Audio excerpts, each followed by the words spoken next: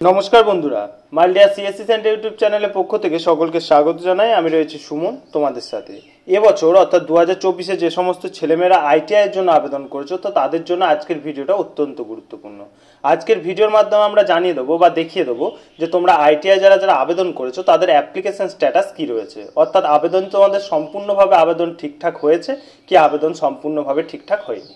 তা আজকের ভিডিওটা প্রথম থেকে শেষ পর্যন্ত ভালোভাবে দেখো, এবং যে সমস্ত ভাই বোনরা আমাদের চ্যানেলে নতুন তারা সমস্ত চাকরির খবরের আপডেট সবার আগে পাওয়ার জন্য আমাদের চ্যানেলের সাথে অবশ্যই যুক্ত হয়ে যাও। তো আইটিআই এবং পলিটেকনিকের অ্যাপ্লিকেশন স্ট্যাটাস চেক করার জন্য তোমাদেরকে প্রথমেই কি করতে হবে, প্রথমেই তোমাদের মোবাইলের যে কোনো একটা ব্রাউজারে আসতে হবে, সেটা গুগল অথবা ক্রোম ব্রাউজার হতে পারে।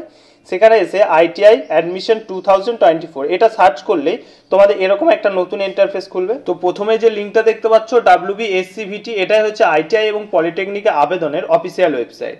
এই ওয়েবসাইটের মধ্যে তোমাদের প্রবেশ করতে হবে।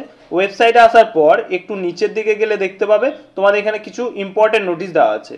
এখানে ইম্পর্টেন্ট নোটিশটা নিশ্চয়ই আগের ভিডিওতে তোমাদের জানিয়ে দিয়েছিলাম যে তোমাদের যে আবেদনের ডেট ছিল সেই ডেটটা বাড়িয়ে তোমাদের 31/5 অর্থাৎ মে মাসের 31 তারিখ পর্যন্ত করা হয়েছে। তো তারপরে তোমাদের লগ ইন করার জন্য তোমাদের আরও একটু নিচের দিকে গেলে দেখতে পাবে এখানে দুটো অপশন রয়েছে ক্যান্ডিডেটদের জন্য। একটা হচ্ছে নিউ ক্যান্ডিডেট রেজিস্ট্রেশন, একটা হচ্ছে অলরেডি রেজিস্টার্ড ক্যান্ডিডেট। ওকে, এই দুটো অপশনের মধ্যে তোমরা যারা নতুন প্রার্থী অর্থাৎ যারা আবেদন করনি তারা এই নিউ ক্যান্ডিডেট রেজিস্ট্রেশন থেকে আবেদন করতে পারবে। নতুন কিভাবে আবেদন করতে হবে আমরা আগের ভিডিওতে জানিয়ে দিয়েছি। আজকে শুধুমাত্র দেখিয়ে দেবো যে যারা যারা আবেদন করেছো তাদের অ্যাপ্লিকেশন স্ট্যাটাস কি রয়েছে। তো যারা যারা আবেদন করে রেখেছো তাদেরকে অলরেডি রেজিস্টার অপশনে টাচ করতে হবে। অলরেডি রেজিস্টার অপশনে টাচ করলে তোমাদের এরকম একটা নতুন ইন্টারফেস খুলবে যেখানে তোমাদের মোবাইল নাম্বার এবং পাসওয়ার্ড চাওয়া হবে। ঠিক আছে, তোমরা আবেদনের সময় যে মোবাইল নাম্বারটা দিয়ে আবেদন করছো সেই মোবাইল নাম্বারটা এখানে এন্ট্রি করবে, এবং নিচে যে পাসওয়ার্ডের অপশন রয়েছে সেই পাসওয়ার্ডটা তোমরা তোমাদের ডেট অফ বার্থটা এন্ট্রি করবে। ঠিক আছে, তোমরা যে ডেট অফ বার্থ সাবমিট করছো সেই ডেট অফ বার্থটা। তারপরে যে দেখে দেখে ক্যাপচা কোডটা এখানে ফিল করবে। ক্যাপচা কোডটা ফিল হয়ে গেলে এখানে লগ ইন অপশনে টাচ করবে। লগ ইন অপশনে টাচ করলে এরকম একটা নতুন ইন্টারফেস খুলে যাবে। এটাই হচ্ছে তোমাদের প্রোফাইল লগ ইন। প্রথমে দেখে নাও এই ক্যান্ডিডেটটা আবেদন করেছে আইটিআই এম গ্রুপ। ঠিক আছে, ITI E group, ITI M group, polytechnic 1 year, polytechnic 2nd year. ঠিক আছে, চারটে অপশন রয়েছে, তার মধ্যে এই ক্যান্ডিডেট আবেদন করেছে আইটিআই এম গ্রুপ।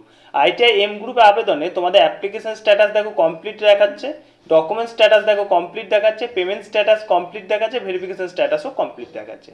তো যে সমস্ত ক্যান্ডিডেটদের এই চারটে অপশন অর্থাৎ application status, document status, payment status এবং ভেরিফিকেশন স্ট্যাটাস, এই চারটে স্ট্যাটাসই কমপ্লিট রয়েছে তাদের ফর্ম ফিল আপ একদম সম্পূর্ণভাবে ঠিকঠাক আছে।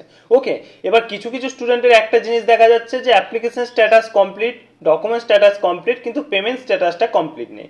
তাহলে সেই সমস্ত ক্যান্ডিডেটদের কি করতে হবে?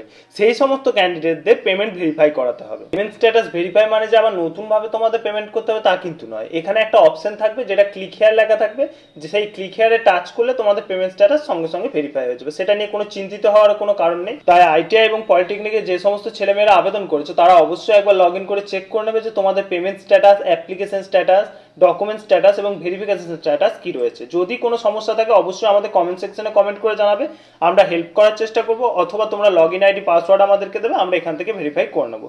তো বন্ধুরা, আইটিআই কিভাবে ভেরিফিকেশন করতে হবে সেটা আমি পুরোটা দেখিয়ে দিলাম। যদি তারপরেও কোনো ভাই বোনের অসুবিধা থাকে অবশ্যই আমাদের কমেন্ট সেকশনে কমেন্ট করবে, এবং পরবর্তী আপডেটের জন্য অবশ্যই আমাদের চ্যানেলের সাথে যুক্ত থাকবে। ফিরে আসছে আবার নতুন করে চাকরির খবর নিয়ে, ততক্ষণের জন্য সকলেই ভালো থাকবে, সুস্থ থাকবে।